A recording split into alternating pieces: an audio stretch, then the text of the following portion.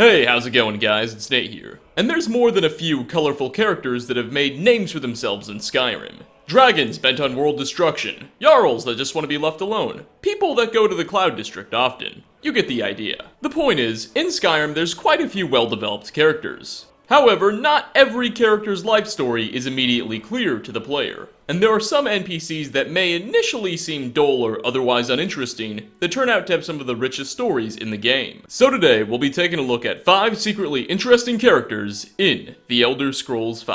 Starting off, we have Lilith Maidenloom. She's the owner of the Whiterun stables, though her employee Skulver Sablehilt and his son do most of the work. She and her 2 workers live in the stables together, and overall, Lilith seems to be your typical, insignificant, harmless old lady. However, a closer look suggests the exact opposite.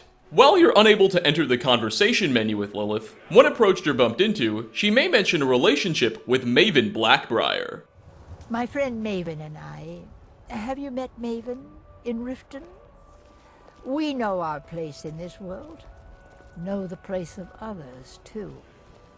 Now, anyone who's even been to Riften before knows who Maven Blackbriar is. She's the leader of the extremely powerful Blackbriar family, and holds a huge amount of influence in Skyrim, over politicians and criminals alike. So a friendship with Maven would suggest that Lilith herself may be dabbling into some illegal business practices, or is at least aware and complicit of them.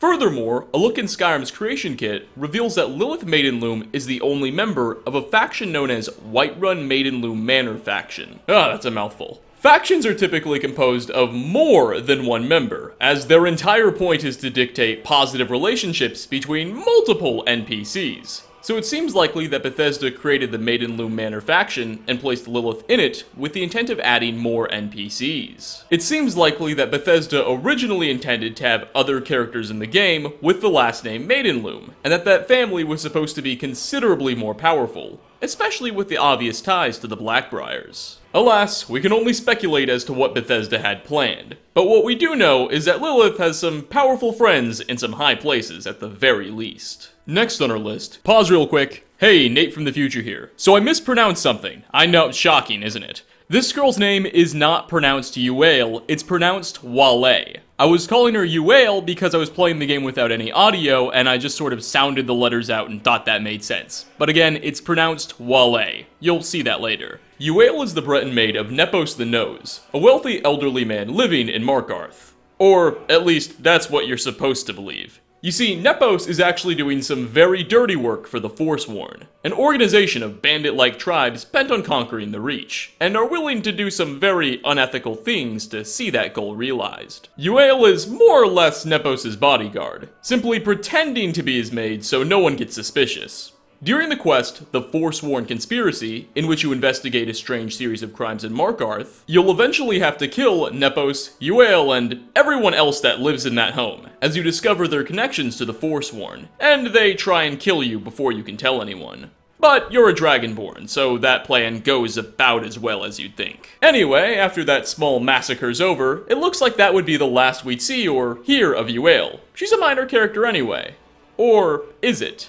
Later, as a part of that Forsworn Conspiracy quest, you'll be sent to Sidna Mine, a Markarth prison housing many Forsworn members. There, you may run into another, seemingly insignificant man named Urizen. When near him, he may say the following quote. I left behind my daughter, Uale, when I was taken. He's Yuale's father, so it's no wonder she joined the Forsworn. If you decide to converse with Urizen further, he won't mention his daughter again, but will state that he joined the organization himself after falsely being accused of a crime. And it seems reasonable that his daughter, Yuale, decided to follow him. A surprisingly deep backstory for what seems to be a secondary, inconsequential character. Coming at number 3, Sapphire is a member of the Thieves Guild, although she seems like one of the less important ones. Now, we've discussed this character before, particularly regarding her relationship with another NPC named Glover Mallory, which I will get into in a second. However, after doing some additional research, I decided that she was more than deserving of another spot in one of these lists. Sapphire is one of the few guild members that isn't flagged as essential, as she's involved in no major quests, and the player has no dialogue options with her at any point in the game. She is the epitome of a generic filler character. But since she's on this list, you can probably guess what I'm gonna say next. She's actually got quite a story behind her. For one, in the Thieves Guild cistern, just sitting on a barrel, the player can find a letter titled Eyes Open, which simply reads, quote, "Keep your eyes on Sapphire. There's more to her than meets the eye." Who wrote this letter? What's it warning of? Well, that's unclear. In Bethesda's official Skyrim game guide, which came with specific collector's editions of the game, it stated that Sapphire is a former member of the Dark Brotherhood, who left to join the Thieves Guild after learning she could make more money. However, there's nothing actually within the game that even alludes to that being true. If that's not enough for you, one of the few things we do know about Sapphire is that she was orphaned as a child. But that's not entirely accurate either. As in the Dragonborn DLC, you can meet a man named Glover Mallory working as a blacksmith in Raven Rock. After completing some fetch quests for him, he'll eventually confess to being the brother of Delvin Mallory, a prominent member of the Thieves Guild, and will also admit that he himself was in the organization. He'll give you a key to a secret room of his where he keeps many of his old guild items. And in that room will be an unsent letter addressed to Sapphire, in which Glover confesses to being her biological father and apologizes for abandoning her after her mother/his wife passed away. Sadly, you don't get to play Homemaker. You can never do anything with that letter. You can't give it to Sapphire or show it to Delvin Mallory. It's just some depressing miscellaneous information that you have to keep all to yourself. For our fourth spot, Heffied the Death is one of many mentally unstable beggars that lives in the Ratway Warrens underneath Riften, a small part of Riften's sewers that serves as a refuge for many of society's outcasts. Heffied the Deaf is, well, deaf, and mostly just sits in a small room, and can be heard listing various items that she must care about. Bucket, knife, book, inkpot, stone. No, no, no.